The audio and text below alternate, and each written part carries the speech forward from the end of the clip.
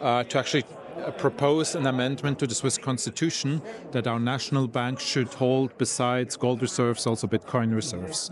So right now we're in the process. We're actually very close to be able to launch that initiative, gather 100,000 signatures, and then all of the Swiss citizens can vote on our proposed amendment to the Swiss constitution. We don't specify the number of Bitcoin. We just say we want the Swiss National Bank to hold gold and Bitcoin. So we just want to add 2 words to the Swiss constitution. And by launching this initiative, we also hope for a nationwide debate.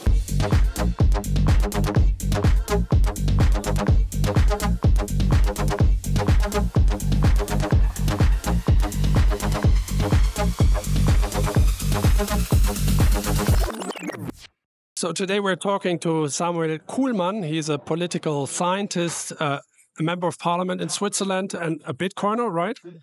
Yes, that's true. Yeah. What is from your perspective as a politician, would you describe Switzerland's stance on Bitcoin with regards to regulation?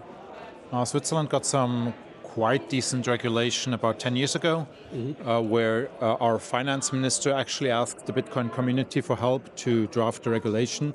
And no one in parliament at that time had any idea about Bitcoin. So it was a law on distributed ledger. And so it was approved by the parliament unanimously because it just was considered some technical details no one knew anything about in the parliament. And thankfully, we had good people writing these laws. So I think that has helped Switzerland. Great. And what do you see as your responsibility as a politician and Bitcoiner to advance the adoption of Bitcoin? I think as a politician who's a Bitcoiner, it's important to educate people because there's so many scams. That is one aspect, to educate people well why Bitcoin only and how to avoid being scammed, importance of self-custody. But also, if you love your nation, if you love the region where you live, if you like the people around you, you want the best for them. And so I believe that my role as a Bitcoiner in politics, or just as a politician, is to make good laws, try to make things better for the region where I live. So in March this year, I put forward 4 bills that jointly make of a proactive Bitcoin strategy for Canton, Bern, where I live. And what other projects are you working on that help advance Bitcoin in the economic and political landscape?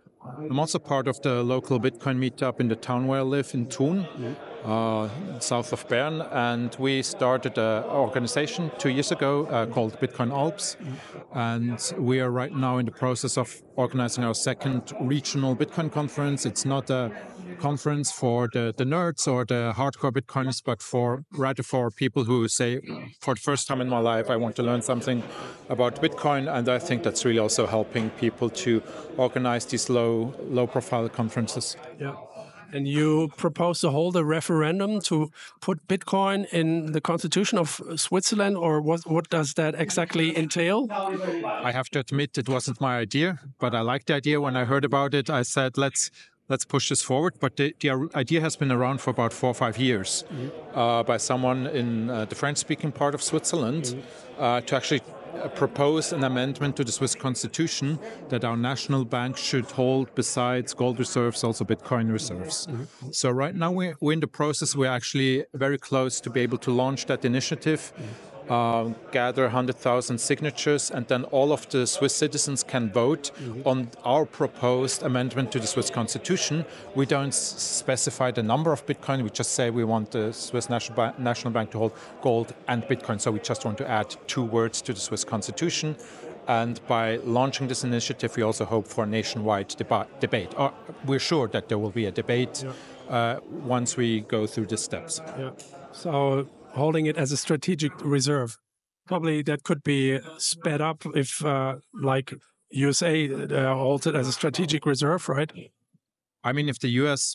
does that step, as Senator Cynthia Lummis proposed in July this year, I believe if the Republicans get a majority and if Donald Trump gets elected, that it will come sooner. Maybe if the Democrats get elected, maybe 1 or 2 years later, just because It takes a bit more time then.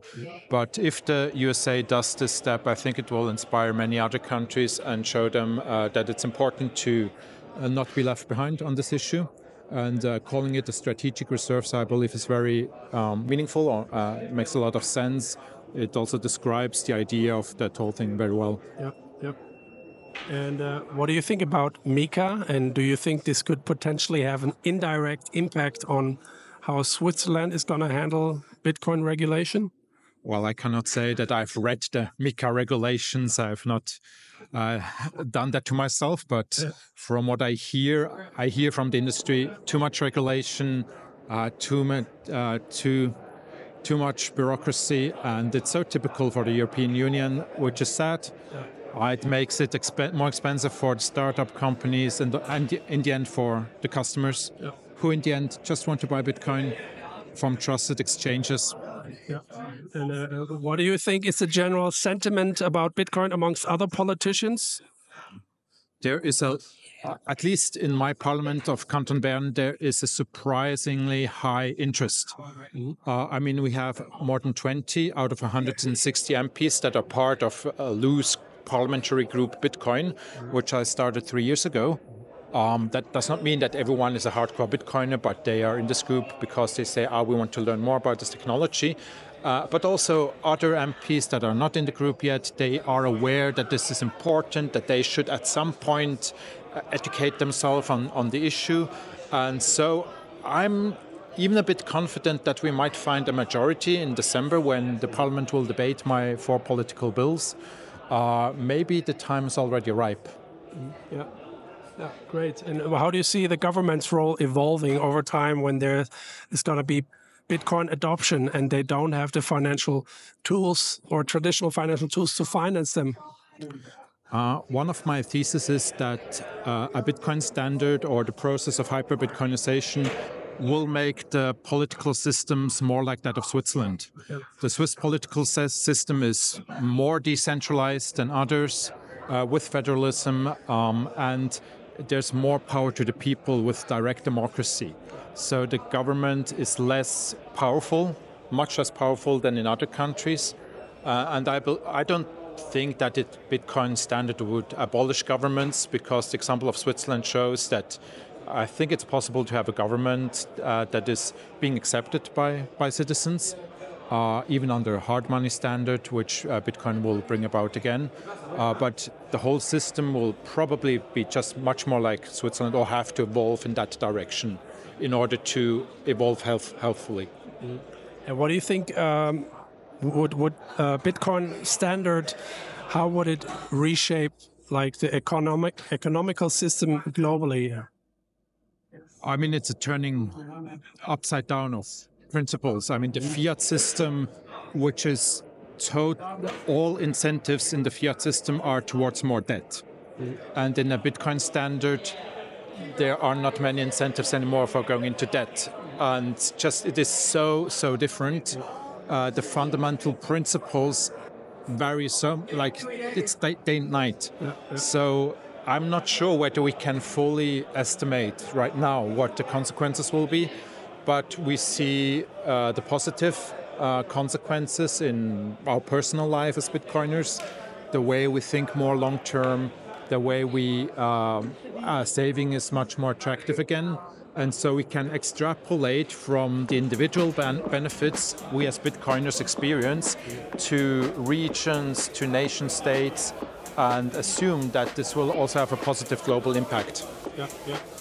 Great. Thanks so much for your time. Thank you. You're welcome.